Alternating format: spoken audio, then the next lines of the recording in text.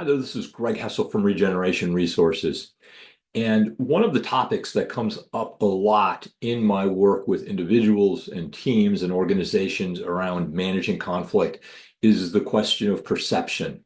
And perception is tricky because it's very subjective, but we're all pretty attached frequently to how we're perceiving reality. And as I've been thinking about perception, it occurs to me that there are four different kinds of perception. And so I'm going to do four different videos after this one covering each of those different types of perception.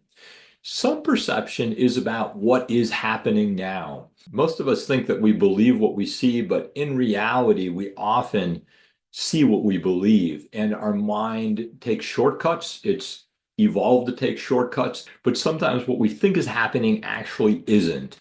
And so in that video, I'll talk about the tools of humility and just recognizing that sometimes we're wrong and we're not seeing things as they are.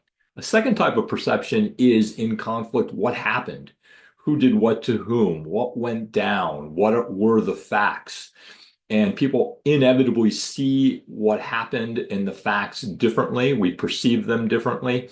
And so the two tools I'll cover in this video are both and thinking, knowing that more than one thing can and always is happening at the same time, and focusing on the future because the facts are always about the past, but solutions are always in the future.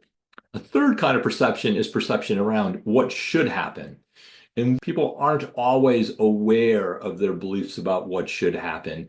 And yet it can trigger a lot of anxiety and emotion for folks. Questions about how hard should people work? How much, if any, credit card debt is okay? How should people parent? How should children behave? So in this video, I'll talk about emotional intelligence because when life doesn't go the way we think it should, there's usually an emotional reaction.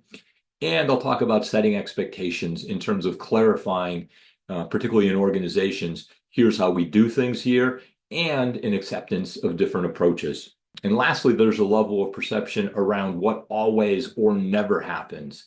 And these are the deeply held narratives, usually that get triggered by the people closest to us.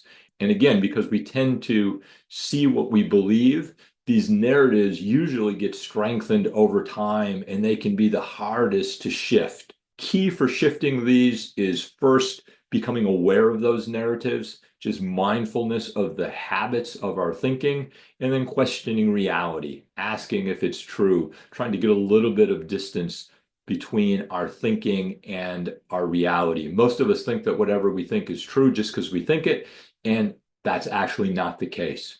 So more to come. I'm excited to explore this topic with you all. As always, give me your feedback. I'll be in touch real soon. Thanks.